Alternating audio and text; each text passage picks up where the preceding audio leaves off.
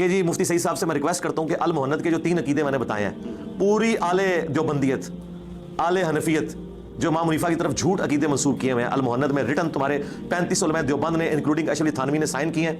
Number 1 انہوں نے کتاب کا نام رکھا ہے المحنت علی المفند، احمد بریلوی کو انہوں نے سٹھایا ہوا بابا کا ہے، ٹھیک ہے جی، یہ میں نے آپ کے اخلاقیات بزرگوں کے بتایا، اشرف تھانوی نے اس کے اوپر سائن کیے ہیں۔ اس کے بعد اس میں تو کئی عقیدے ہیں جن کے اوپر گرفت ہو سکتی ہے، میں نے صرف 3 دیے ہیں تاکہ آپ کے لیے آسانی ہو جائے، ٹو دی پوائنٹ بات کر لیں۔ اس میں لکھا ہے کہ ہم بزرگوں کی قبروں اور سینوں سے جائز طریقے سے فیض لینے کے قائل ہیں جو خواص کو معلوم ہے، اور خواص کو کیا معلوم ہے وہ اشرف تھانوی نے اربع ثلاثہ میں لکھا ہے کہ قاسم نانوتوی مرنے کے 6 سال کے بعد قبر سے نکل کر مولویوں کی 2 صلح کروا کے دوبارہ قبر میں چلے گئے، خواب میں نہیں بیداری میں۔ یہ طریقہ بھی بتایا ہے بزرگوں نے۔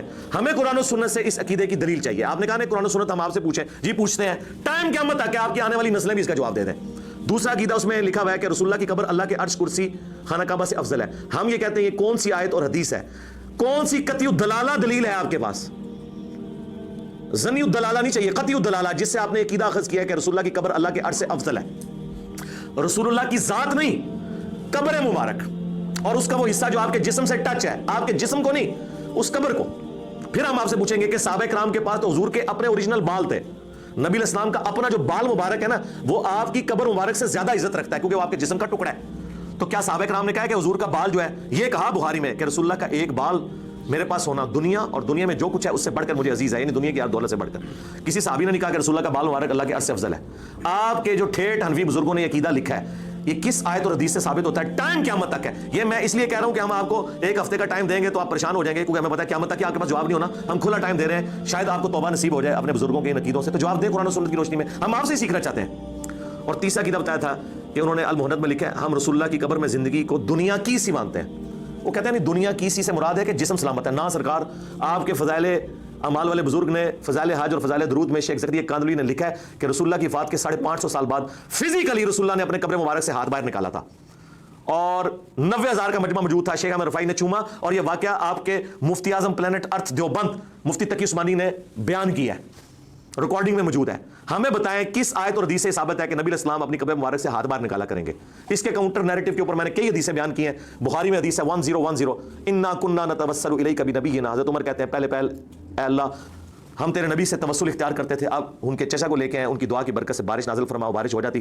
قبر رسول پہ جا کے انہوں نے یہ نہیں کہا یا رسول اللہ آپ ہاتھ مبارک باہر نکالے، میں پانی کا پیالہ لے کے آؤں، اور صلح حدیبیہ پہ چشمے جاری ہوئے تھے، چشمے جاری فرما دیں۔ یہ ہے صحابہ کا دین، خلفائے راشدین کا دین، ایک آپ کے بابوں کا دین ہے۔ یہ 3 عقیدے ہیں، ٹائم قیامت تک ہے۔ پوری زندہ ذریت دیوبند کی علماء کی مرے ہوئے اگر روحانی طور پہ آپ زندہ کر سکتے ہیں اشرف تھانوی کے فارمولے پہ، جس طرح قاسم نانوتوی زندہ ہوئے، ساروں کو جمع کریں، ان 3 عقیدوں کو جسٹیفائی کریں قرآن و سنت کی روشنی میں، مجھے نہیں اپنی عوام کو سیٹسفائی کریں اور بتائیں یہ عقیدے کیسے ثابت ہوتے ہیں۔ ہم آپ سے پوچھتے ہیں، اب رہ گیا کہ آپ نے کہا فیلڈ ہے، سرکار آپ کی فیلڈ کو ہم کیسے مان لیں؟ آپ کے بڑے سے بڑے عالم کو ایک ان پڑھ بریلوی کہتا ہے یہ تو جاہل ہے، گستاخ رسول ہے، کتے جتنی اوقات نہیں رکھتا وہ آپ کی ڈگری کی۔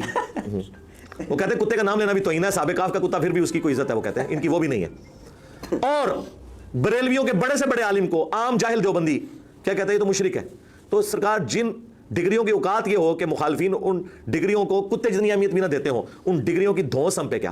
ایسی ڈگری لے کے آؤ جس کے اوپر سارے فرقے متفق ہو، انشاءاللہ میں 1 مہینے میں تیاری کر کے پیپر پاس کر کے وہ ڈگری حاصل کر لوں گا، اور ٹائم قیامت تک ہے۔ رہ گئی میری ڈگری تو وہ موجود ہے بخاری میں، بلغوا عنی ولو آیا، پہنچا دو اگرچہ تمہیں ایک آیت ہی آتی ہو۔ الحمدللہ ہم اپنے نبی کی دعوت آپ تک پہنچا رہے ہیں۔